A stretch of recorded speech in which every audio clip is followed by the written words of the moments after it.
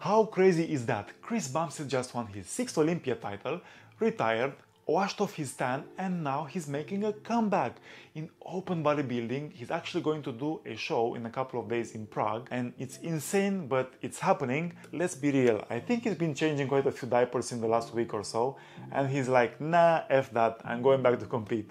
Two things I want to discuss with you today. How will he do at this competition, and is this actually going to be his last competition as he's actually going to retire, or not really? So let's start with number one. I think in this competition he will not do really well because number one, his mindset is already changed. If he announced that he's going to retire, even though, let's face it, he's in an amazing shape, but I think once his mind got into that shift of retirement, I think he's not going to perform as good. I think he's going to be relaxed a little bit, even though he is going to go against other guys who look really, really well. If he's not putting everything into it at that level, you will see it. And I think his shape will not be as good as in Mr. Olympia. But hey, maybe I'm wrong. And let's face it, guys, this Bumstead physique is amazing. But from the back, that's not exactly his strongest point.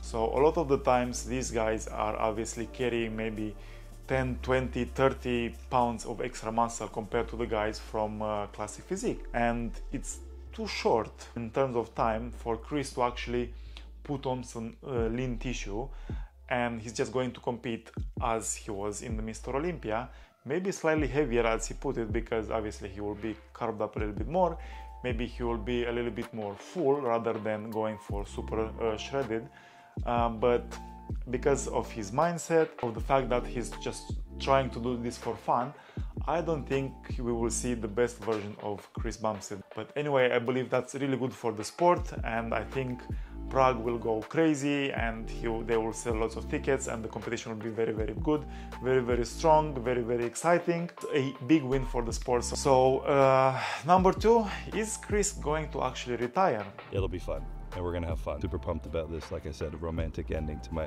bodybuilding career. And then I promise I'm actually retired. So don't get your hopes up. Or maybe if I win, I'll do the Open Olympia next year. I don't know. Just kidding. I'm retired. Maybe not. I don't know. But we'll see. So even in this clip, he's like in two minds. He's, yes, I'm going to retire, guys, but obviously I don't know. We will see. This, that, and that. So I think in his mind, there's still a little bit of a conflict.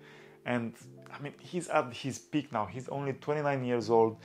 And with everything going around him, with all this money and fame and fortune and family, Chris Bumstead is Chris Bumstead. He's a bodybuilder, and I think Chris, being the bodybuilder that he is, I think there's always going to be a voice in his head. No, go back, go back. You still have more to give, you still have more. I think he will retire for a while, but he will make his comeback.